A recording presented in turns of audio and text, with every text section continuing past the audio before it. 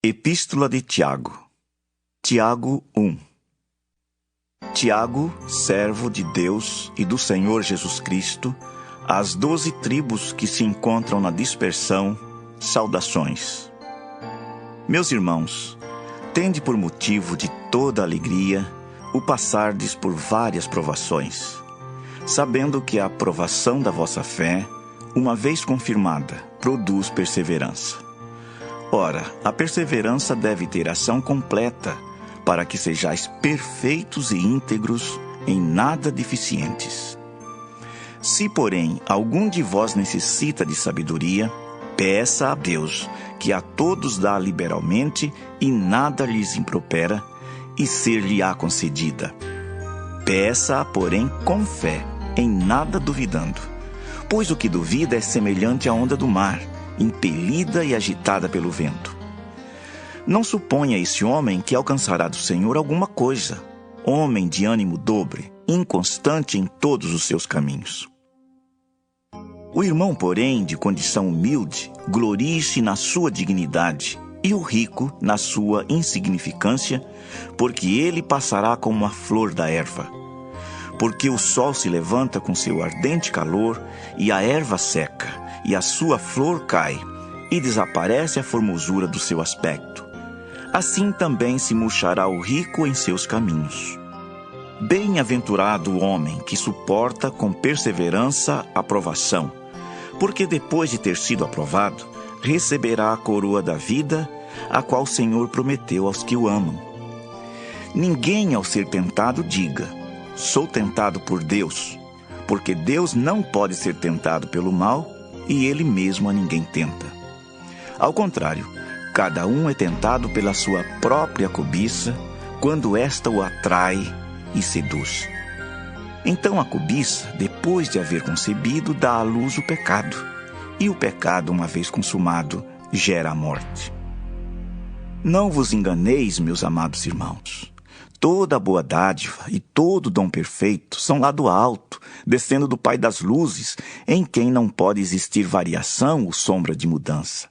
Pois, segundo o seu querer, Ele nos gerou pela palavra da verdade, para que fôssemos como que primícias das suas criaturas. Sabeis estas coisas, meus amados irmãos. Todo homem, pois, seja pronto para ouvir, tardio para falar, tardio para se irar. Porque a ira do homem não produz a justiça de Deus. Portanto, despojando-vos de toda impureza e acúmulo de maldade, acolhei com mansidão a palavra em vós implantada, a qual é poderosa para salvar a vossa alma. Tornai-vos, pois, praticantes da palavra, e não somente ouvintes, enganando-vos a vós mesmos. Porque se alguém é ouvinte da palavra e não praticante, assemelha-se ao homem que contempla no espelho seu rosto natural. Pois a si mesmo se contempla e se retira, e para logo se esquece de como era sua aparência. Mas aquele que considera atentamente na lei perfeita, lei da liberdade, e nela persevera, não sendo ouvinte negligente, mas operoso praticante, esse será bem-aventurado no que realizar. Se alguém supõe ser religioso, deixando de refrear a língua, antes enganando o próprio coração, a sua religião é vã. A religião pura e sem mácula para com nosso Deus e Pai é esta: visitar os órfãos e as viúvas nas suas tribulações e a si mesmo guardar-se incontaminado do mundo. Tiago 2. Meus irmãos, não tenhais a fé em nosso Senhor Jesus Cristo, Senhor da glória, em acepção de pessoas. Se, portanto, entrar na vossa sinagoga algum homem com anéis de ouro nos dedos, em trajos de luxo, e entrar também algum pobre andrajoso, e tratardes com deferência o que tem os trajos de luxo, e lhes disserdes: tu, assenta-te aqui em lugar de honra. E disserdes ao pobre: tu, fica ali em pé, ou assenta-te aqui abaixo do estrado dos meus pés. Não fizestes distinção entre vós mesmos e não vos tornastes juízes tomados de perversos pensamentos? Ouvi, meus amados irmãos. Não escolheu Deus os que para o mundo são pobres, para serem ricos em fé e herdeiros do reino que Ele prometeu aos que o amam? Entretanto, vós outros menosprezastes o pobre. Não são os ricos que vos oprimem, e não são eles que vos arrastam para tribunais? Não são eles os que blasfemam o bom nome que sobre vós foi invocado? Se vós, contudo, observais a lei régia segundo a Escritura, amarás o teu próximo como a ti mesmo, fazeis bem.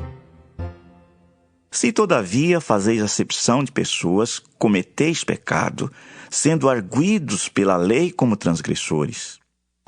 Pois qualquer que guarda toda a lei, mas tropeça em um só ponto, se torna culpado de todos. Porquanto, aquele que disse, não adulterarás, também ordenou, não matarás. Ora, se não adulteras, porém matas, vens a ser transgressor da lei. Falai de tal maneira e de tal maneira procedei como aqueles que hão de ser julgados pela lei da liberdade. Porque o juízo é sem misericórdia para com aquele que não usou de misericórdia. A misericórdia triunfa sobre o juízo. Meus irmãos, qual é o proveito se alguém disser que tem fé, mas não tiver obras? Pode acaso semelhante fé salvá-lo? Se um irmão ou uma irmã estiverem encarecidos de roupa e necessitados do alimento cotidiano, e qualquer dentre vós lhes disser, ide em paz, aquecei-vos e fartai-vos, sem contudo lhes dar o necessário para o corpo, qual é o proveito disso? Assim também a fé, se não tiver obras, por si só está morta. Mas alguém dirá, tu tens fé e eu tenho obras. Mostra-me essa tua fé sem as obras, e eu, com as obras, te mostrarei a minha fé. Crês tu que Deus é um só? Fazes bem, até os demônios creem e tremem. Queres, pois, ficar certo, ó homem insensato, de que a fé sem as obras é inoperante?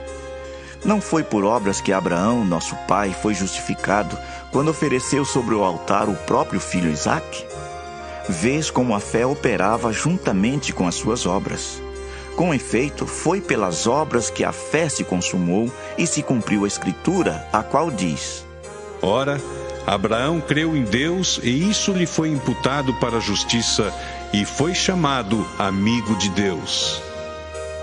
Verificais que uma pessoa é justificada por obras e não por fé somente. De igual modo, não foi também justificada por obras a meretriz Raabe, quando acolheu os emissários e os fez partir por outro caminho? Porque assim como o corpo sem espírito é morto, assim também a fé sem obras é morta. Tiago 3. Meus irmãos, não vos torneis muitos de vós mestres, sabendo que havemos de receber maior juízo. Porque todos tropeçamos em muitas coisas. Se alguém não tropeça no falar, é perfeito varão, capaz de refrear também todo o corpo. Ora, se pomos freio na boca dos cavalos, para nos obedecerem, também lhes dirigimos o corpo inteiro. Observai igualmente os navios, que sendo tão grandes e batidos de rijos ventos, por um pequeníssimo leme são dirigidos para onde queira o impulso do timoneiro. Assim também a língua, pequeno órgão, se gaba de grandes coisas. Vede como uma fagulha põe em brasas tão grande selva. Ora, a língua é fogo, é mundo de iniquidade. A língua está situada entre os membros de nosso corpo e contamina o corpo inteiro, e não só põe em chamas toda a carreira da existência humana, como também é posta ela mesma em chamas pelo inferno.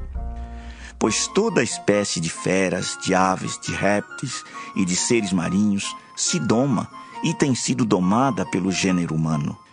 A língua, porém, nenhum dos homens é capaz de domar. É mal incontido, carregado de veneno mortífero. Com ela, bendizemos ao Senhor e Pai.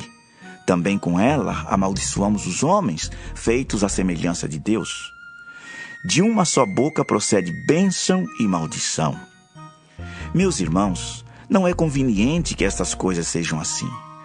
Acaso pode a fonte jorrar do mesmo lugar o que é doce e o que é amargoso? Acaso, meus irmãos, pode a figueira produzir azeitonas ou a videira figos? Tampouco fonte de água salgada pode dar água doce. Quem entre vós é sábio e inteligente? Mostrem mansidão de sabedoria mediante com digno proceder as suas obras. Se, pelo contrário, tendes em vosso coração inveja amargurada e sentimento faccioso, nem vos glorieis disso, nem mintais contra a verdade. Esta não é a sabedoria que desce lá do alto, antes é terrena, animal e demoníaca. Pois onde há inveja e sentimento faccioso, aí há confusão e toda espécie de coisas ruins. A sabedoria, porém, lá do alto, é primeiramente pura, depois pacífica, indulgente, tratável, plena de misericórdia e de bons frutos, imparcial, sem fingimento. Ora, é em paz que se semeia o fruto da justiça para os que promovem a paz.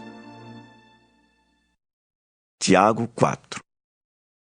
De onde procedem guerras e contendas que há entre vós? De onde, senão dos prazeres que militam na vossa carne? Cobiçais e nada tendes, matais e invejais e nada podeis obter. Viveis a lutar e a fazer guerras, nada tendes, porque não pedis.